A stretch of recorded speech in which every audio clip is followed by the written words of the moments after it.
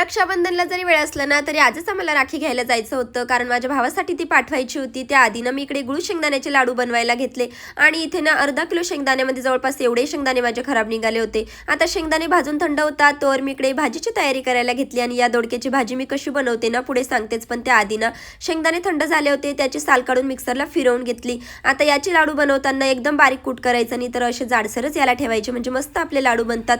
इथे एक एक करून माझे असे काही लाडू बनवून तयार झाले होते आणि आज ना मनस्विनीला सुट्टी होती, त्यामुळे ना सकाळपासून आमचं इकडे ओढून ताडून असं काही काम करणं सुरू होतं. फायनली अशी काही आमची राखी बनून तयार झाली होती.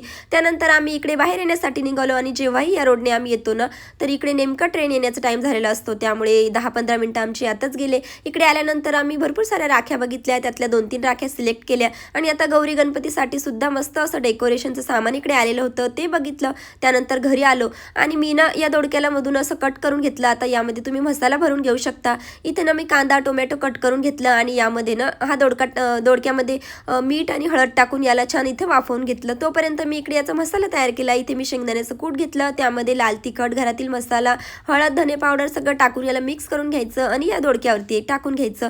गरम पाणी यामध्ये टाकायचं आणि मस्त आपली 10 ते 15 मिनिटात मस्त चमचमीत भाजी बनवून तयार होते. त्यासोबत मी इकडे बाजरीच्या भाकरी बनवल्या होत्या आणि असं काही जेवण केलं. चला आजच्यासाठी एवढंच.